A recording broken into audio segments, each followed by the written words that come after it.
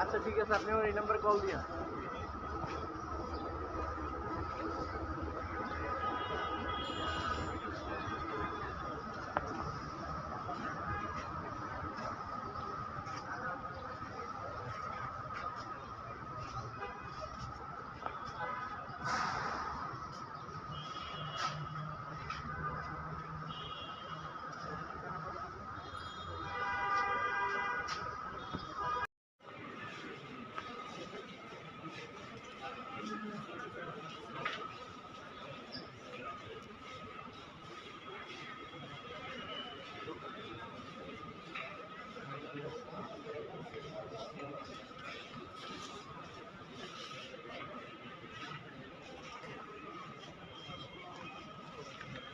দেখো তো এখানে কোন কোন কোম্পানি আসছে।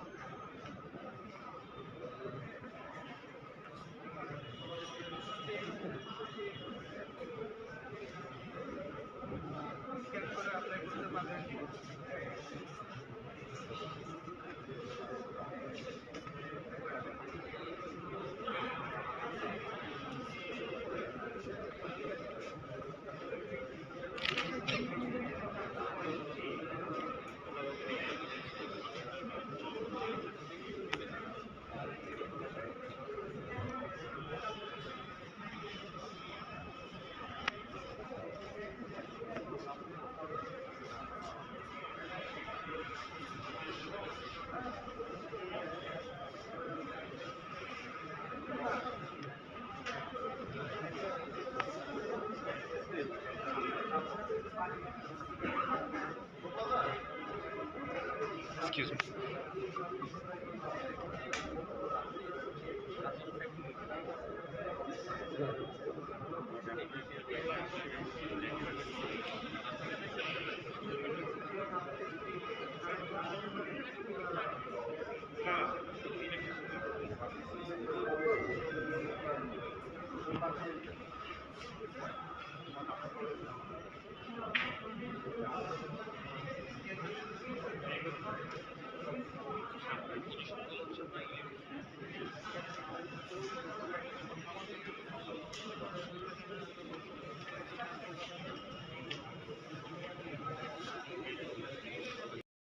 আর যদি আপনাদের এটার বাইরে অফিস রিলেটেড কাজ ইন্টারেস্টেড থাকে, মানে আপনার বাইরে প্রজেক্টটা করতে চান, অফিসিয়াল কাজ হলে বেশি ভালো, সেক্ষেত্রে আপনি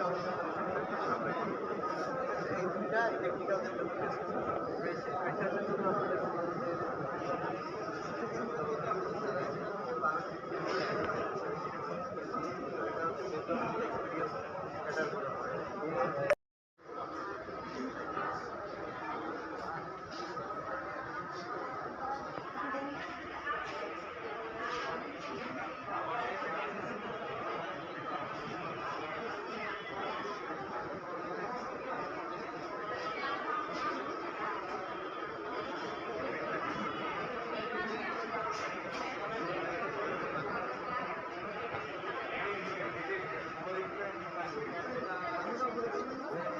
না পানি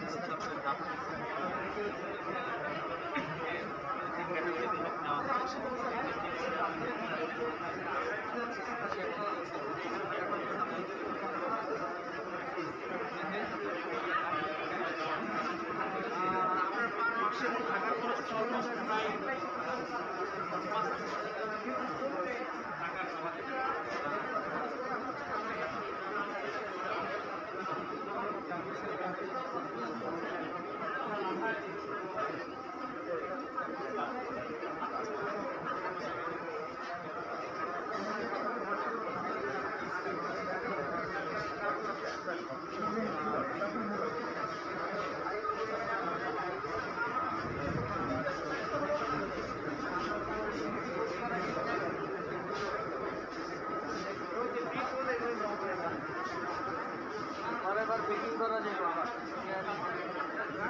আবার বেকিং করছো বেকিং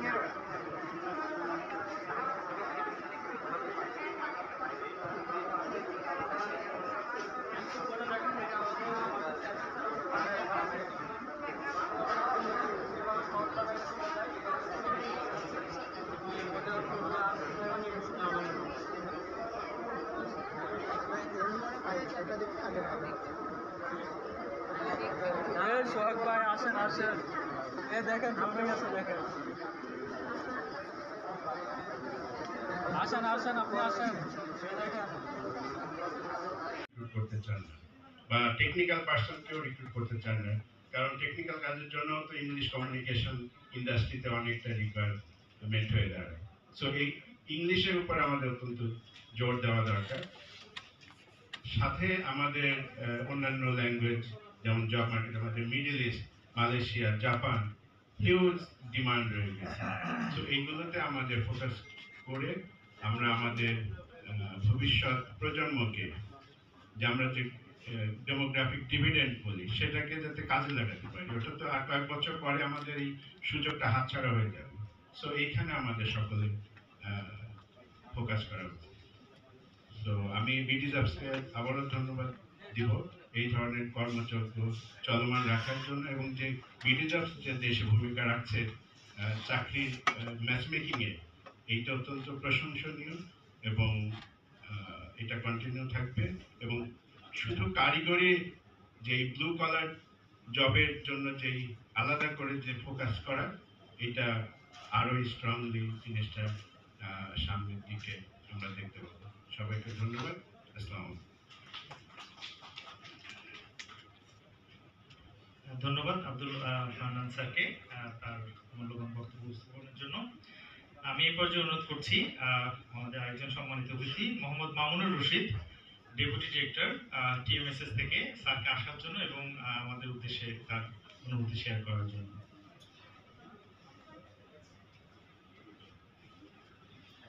আসসালামু আলাইকুম, শুভ সকাল। আমার সামনে উপবিষ্ট অনেক শ্রদ্ধেয় ভাজন স্যাররা, অনিম স্যার আছেন, অত্যন্ত শ্রদ্ধাভাজন আমার। আর যারা আপনারা বসে আছেন সবাইকে আসসালামু আলাইকুম। টিএমএস কাজ করি। তো আমি একটা দাদার যে কথা পরিচালক দাদা বলে গেলেন, তার একটা এক্সাম্পল দিয়ে আমি শুরু করতে চাই। যেমন আমার মেয়ে ইয়েতে পড়ে, এখন রুয়েটে পড়ে আর কি, সিভিল ইঞ্জিনিয়ারিং। তো সে ঢাকা ইউনিভার্সিটি চান্স পেয়েছে ম্যাথে। ম্যাথে সে ফর্ম জমা দেওয়ার আগে তা আমাকে আমি জোর করে বলছি, তুমি আমি ঢাকা ইউনিভার্সিটি পড়ো, তুমি এভাবে পড়বা। বলছে বাবা, ও যখন যেদিন জমা দেয় সেদিন কাউন্ট ছিল আর কি, যে আমি ওর ইচ্ছা ছিল বইটা পড়ার বা টেকনিক্যাল কোনো ইয়েতে পড়ার। যে বুয়েটে যখন ওয়েটিংয়ে আসলো, চান্স হলো না, তখন সে একটু কাটাকাটি করলো, বুয়েটের রেজাল্টটা পড়ে আসছে। তো তখন আমি বলতাম, মা তুমি ওখানে ভর্তি হয়েছো, ওখানেই করবা। তো বাবা তুমি এখন ব্যাক ডেটে কেন, যে কারিগরি সামনে ইন ফিউচার এই কারিগরি এডুকেশন, টেকনিক্যাল এডুকেশন ছাড়া কোনো চাকরি বা কোনো কিছু হবে না। এবং কোনো জায়গায় তুমি বাইরে যাওয়ার জন্য জেনারেল এডুকেশন কোনো দাম নেই, টেকনিক্যাল এডুকেশন এতই দাম, তুমি বাইরে যে কোনো জায়গায় কাজ করার সুযোগ পাবা, বাংলাদেশও পাবা, এবং সামনে আসো টেকনিক্যাল ছাড়া কোনো কিছু করার সুযোগ থাকবে না। সুতরাং আমাকে টেকনিক্যাল পড়ার একটা সুযোগ করে দেয়। তখন সে ওই ঢাকা ইউনিভার্সিটির ফর্মগুলো তুলে এনে রয়েছে ভর্তি আছে। তার যে ওই ছোট থেকে তার যে একটা ব্রেন মানে তার ব্রেন ওয়াশ বা ব্রেন ক্যাপাসিটি তার যে বেড়েছে, এই জন্য আমার মেয়ের প্রতি থ্যাংকস জানাচ্ছি। আপনাদের পাশাপাশি বলতে চাই, আপনাদের যারা আছেন, যারা লেখাপড়া করে আসছেন, টেকনিক্যাল টাচটা খুব বড় জিনিস। আমাদের স্যাররা আছেন পলিসি লেভেলে কাজ করেন, স্যার আমাদের ইনস্টিটিউটগুলো যেগুলো জেনারেল লাইনে আছে, তার পাশাপাশি টেকনিক্যাল ইনস্টিটিউট আরও বেশি করে যেন বাড়ানো যায়।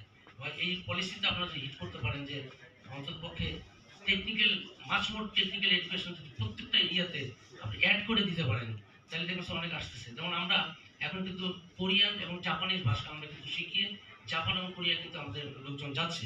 টিএমএস ট্রেনিং ইনস্টিটিউট করাচ্ছে, জাপানিজ কালচার এবং তাদের ভাষা N4 এবং N5 লেভেল পর্যন্ত কমপ্লিট করছে, এবং কোরিয়ান ভাষা কমপ্লিট করে আমাদের মাধ্যমে, আমাদের নর্দার্ন রিক্রুটিং এজেন্সি আছে, এজেন্সির মাধ্যমে আমরা সরকারের সহযোগিতায় আমরা পাঠাচ্ছি। অলরেডি আমাদের এখানে 325 জন আমরা দেশের বাইরে পাঠিয়েছি, এবং আমাদের ট্রেনিং কন্টিনিউ। 25 জনের একটা করে ব্যাচ থাকে, ওই ব্যাচগুলো আমাদের ঢাকায়, রংপুরে, মাদারীপুরে। পক্ষ থেকে অনেকের এইটা ডিপার্টমেন্টের প্রতিনিধিরা এখানে অংশ নিচ্ছেন। আমি দেখতে পাচ্ছি বেশ কিছু জব সিকারও আছেন কিছু দিকে। তো আপনাদের সকলকে ধন্যবাদ জানাচ্ছি। বিশেষ করে ধন্যবাদ জানাচ্ছি আজকের অনুষ্ঠানের প্রধান অতিথি আব্দুল করিম ভাইকে। উনি এক্সিকিউটিভ ডাইরেক্টর ইউসে, আমার পরে উনি কথা বলবেন। বাট করিম ভাইয়ের সাথে আমার অনেক আগে থেকেই পরিচয়। উনি যখন সরকারের একটা খুব গুরুত্বপূর্ণ পজিশনে সচিব হিসাবে ছিলেন, তারপরে আমরা জানি যে গত বেশ কয়েক বছর ধরে ইউসেফ এই অর্গানাইজেশনটা আছে, বাংলাদেশের লার্জেস্ট কারিগরি টেকনিক্যাল ভোকেশনাল প্রতিষ্ঠান, সবচেয়ে সফল প্রতিষ্ঠান, সেটার উনি কর্ণধার। এবং প্রতি বছর হাজার হাজার ছাত্রছাত্রী এখান থেকে বার হয়, এবং আমাদের টেকনিক্যাল স্কিলের যে ঘাটতি সেটার ব্যাপারে ওনারা একটা বড় ভূমিকা রাখেন। একটু আগে আমাদের সামনে বক্তব্য দিলেন টিএমএসএস এর ডেপুটি ডাইরেক্টর মামুনুর রশিদ ভাই। টিএমএসএসও আসলে কারিগরি শিক্ষার ব্যাপারে খুব গুরুত্বপূর্ণ ভূমিকা রাখছেন গত বেশ কয়েক বছর ধরে, পার্টিকুলারলি নর্থ বেঙ্গলে ওনাদের যথেষ্ট পরিমাণ অ্যাক্টিভিটি আছে, এবং সেই জায়গাটাতে স্কিলের যে ঘাটতি সেটার ব্যাপারে ওনারা কাজ করছেন। তো আমরা সবসময় চাই জবসের পক্ষ থেকে যারাই আসলে এই টেকনিক্যাল সাইডে বা ভোকেশনাল সাইডে কাজ করে, দেশে এবং দেশের বাইরের মার্কেট টার্গেট করে, তাদের সাথে আরো বেশি করে যাতে আমরা কোলাবোরেট করতে পারি, বেশি করে সহযোগিতা করতে পারি, যাতে আসলে আমাদের এই যে সবচেয়ে বড় যে দেশের জাতীয় একটা সমস্যা, সেই সমস্যাটা আসলে আনএমপ্লয়মেন্টের সমস্যাটা আমরা কিছুটা হলেও অ্যাড্রেস করতে পারি। আপনারা জানেন যে আসলে বাংলাদেশ অত্যন্ত জনবহুল দেশ, আমাদের আসলে তো সেরকম কোনো প্রাকৃতিক সম্পদ নেই। আমাদের মূল সম্পদই হচ্ছে, সম্পদ বলি বা লাইব্রেরিতে বলি, সেটা হচ্ছে আমাদের হিউম্যান রিসোর্স। 18-19 কোটি দেশে এত অল্প জমির মধ্যে এত লোক, এটা আসলে একটা বড় চ্যালেঞ্জ। এদেরকে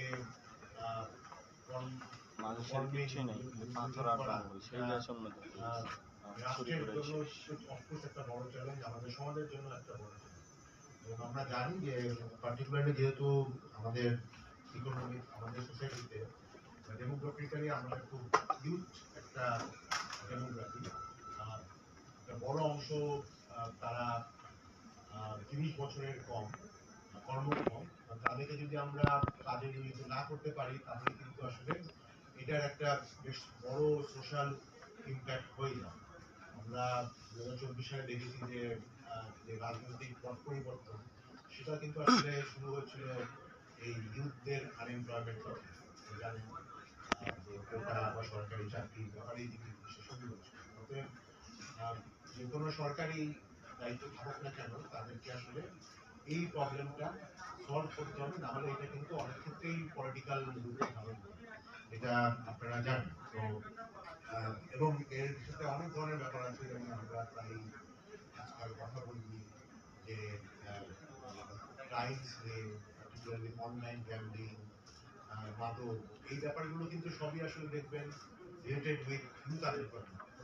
মানে একজন ছেলে বা মেয়ে যদি কোনো গেইনফুল এমপ্লয়মেন্টে থাকে, তাহলে কিন্তু তার আসলে দেখবেন প্রবণতা এই সকল সোশ্যাল ক্রাইম, গ্যাম্বলিং বলেন, মাদক বলেন, চাঁদাবাজি বলেন, সেগুলোতে কিন্তু তার যাওয়ার প্রবণতা স্বাভাবিকভাবে কমে যায়। তো যতক্ষণ না পর্যন্ত আমরা এই আনএমপ্লয়মেন্ট প্রবলেম সলভ করতে না পারবো, ততদিন পর্যন্ত কিন্তু আমরা এই সোশ্যাল প্রবলেম বলি, কালচারাল প্রবলেম বলি, ল অ্যান্ড অর্ডার সিচুয়েশন বলি, এগুলি কিন্তু আমরা সমাধান করতে পারবো। আমাদের গোড়া যেটা, সেটা হচ্ছে আনএমপ্লয়মেন্ট, তাদেরকে কর্মসংস্থান তৈরি করতে হবে, পার্টিকুলারলি ইউথ। তো এখন এটা নিয়ে তো আমরা সবসময় কথা বলি, বাট আমার কাছে মনে হয় মেইন সমস্যাটা আমরা আইডেন্টিফাই করি। এই ইউথ আনএমপ্লয়মেন্ট বড় যে প্রবলেম, আমি বেশি সময় নেব না, জাস্ট কিছু ডাটা আপনাদেরকে দিব। অলরেডি একটু আগে মামুন ভাইও বলেছিলেন, এটা আব্দুল মান্নান ভাইও বলেছিলেন, আমাদের দেশে প্রতি বছর এখন গ্র্যাজুয়েট হয় প্রায় 7 থেকে 8 লাখ। আমরা জানি প্রতি বছর আমাদের জব মার্কেটে, লেবার মার্কেটে ঢুকে প্রায় 21-22 লাখ লোক।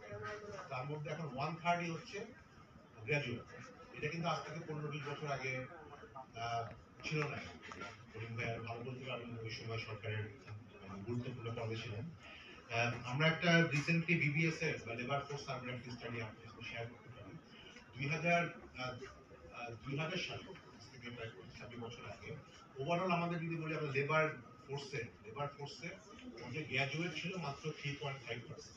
আমাদের টোটাল লেবার ফোর্স তার মধ্যে 3.5% ছিল গ্র্যাজুয়েট। তার 10 বছর পরে 2010 সালে, একটু আগে বললাম 2000 সালে, 10 বছর পরে এই নাম্বারটা বেড়ে দাঁড়ালো 3.9%। মানে 3.5 থেকে 3.9% 10 বছরে, এটা খুব মানে এটাই স্বাভাবিক। বাট সমস্যাটা হয়েছে এর পরের 10 বছর, 2022 সালে 10-12 বছরের মধ্যে এই নাম্বারটা প্রায় 9.5% হয়ে গেছে। টোটাল লেবার ফোর্সের 9.5% হয়ে গেছে গ্র্যাজুয়েট। মানে 10-12 বছরই প্রায় 2.5 গুণ বেড়ে গেছে। এটা আসলে একটা অস্বাভাবিক। তো সমস্যাটা আসলে ওই জন্যই হচ্ছে।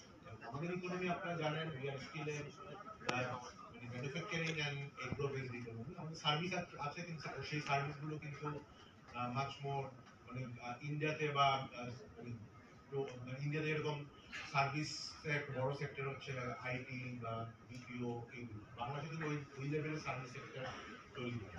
আমাদের সার্ভিস সেক্টরগুলো মাচ মোর হয়তো কনস্ট্রাকশন বা ট্রান্সপোর্ট, হসপিটালিটি, এইগুলি সার্ভিস সেক্টর। আর মেইনলি আমাদের ইকোনমি একটা বড় জায়গা হচ্ছে আমাদের ম্যানুফ্যাকচারিং বা এগ্রিকালচার। এই জায়গাগুলিতে কিন্তু অত বেশি। জনাব doctor Mohammad Abdul Karim, executive director Yousef Bangladesh, স্যারকে আসার জন্য এবং প্রধান অতিথির বক্তব্য উপস্থাপন করার জন্য।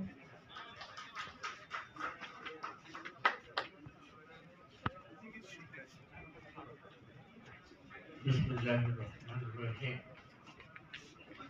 বিডি জবসের সম্মানিত প্রতিষ্ঠাতা জনাব ফাহিম ভাই, পরিচালকবৃন্দ, অন্যান্য এনজিও থেকে আগত সম্মানিত পরিচালকবৃন্দ, প্রতিনিধিবৃন্দ, আসসালামু আলাইকুম।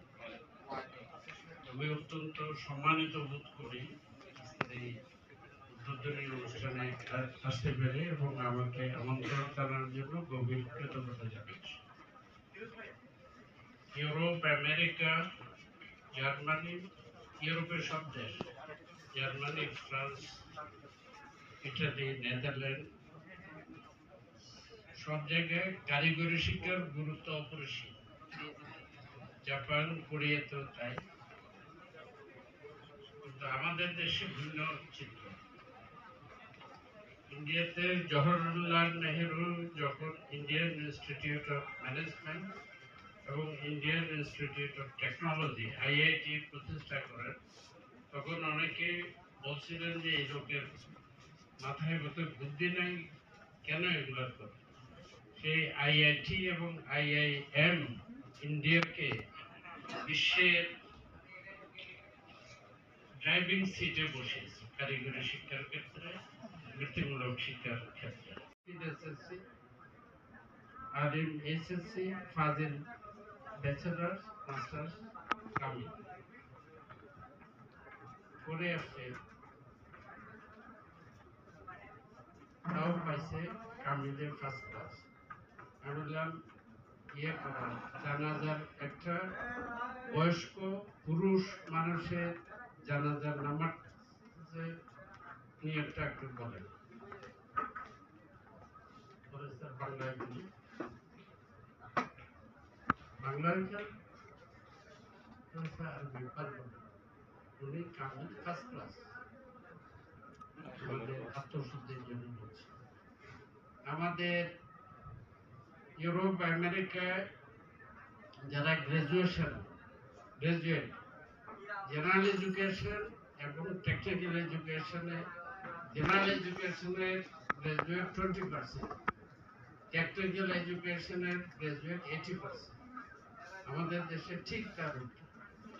আমাদের জেনারেল এডুকেশনের গ্রাজুয়েট 80%, টেকনিক্যাল এডুকেশনের 20%, বিএসসি ডিপ্লোমা ইত্যাদি সব। যাই হোক, এই চিত্রটা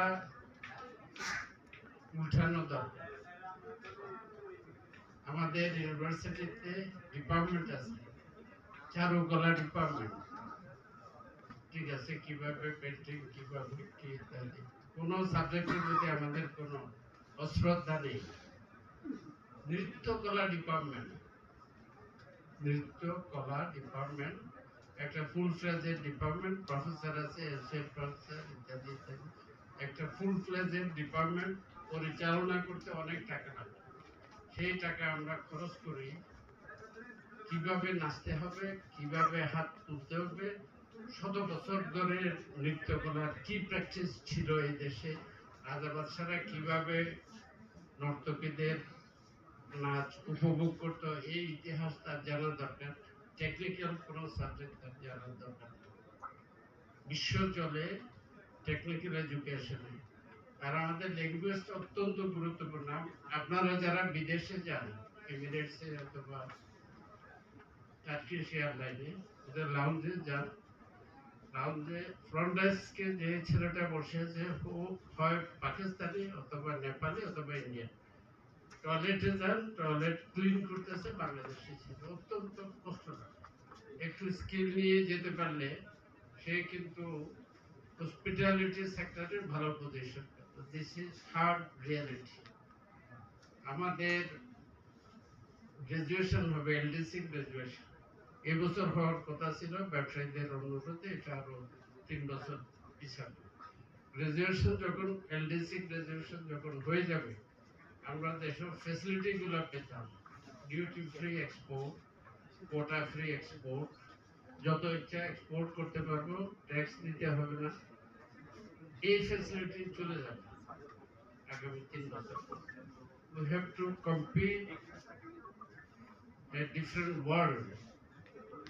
সেখানে আমাদের এখন যে ট্যাক্স ফ্রি অ্যাক্সেস পাওয়া যাচ্ছে আমেরিকা, ইউরোপে, এটা পাওয়া যাবে। কাপড়ের দাম বাড়বে, ওষুধের দাম বাড়বে, বিশ্বে আমাদের টিকে থাকতে।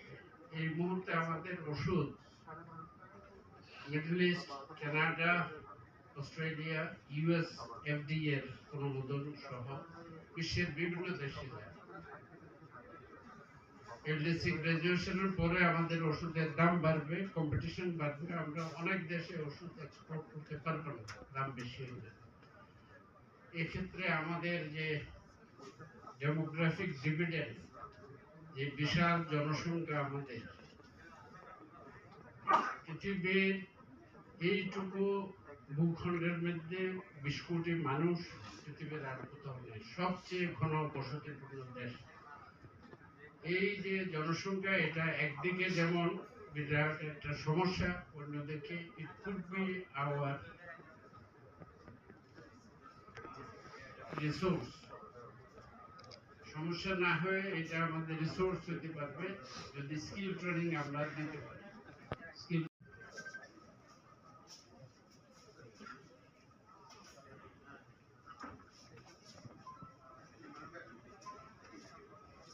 আমরা একটু করতালি দিয়ে অভিনন্দিত করি।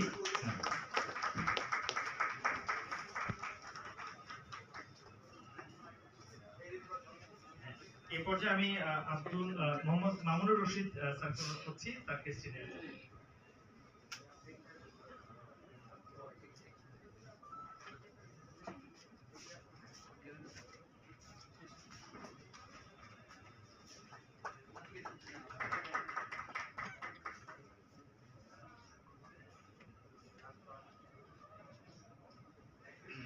আমরা আমাদের আজকে সম্মানিত প্রধান অতিথি ডক্টর মোহাম্মদ আব্দুল করিম স্যারের হাতে আমাদের কেসটি তুলে দিচ্ছি।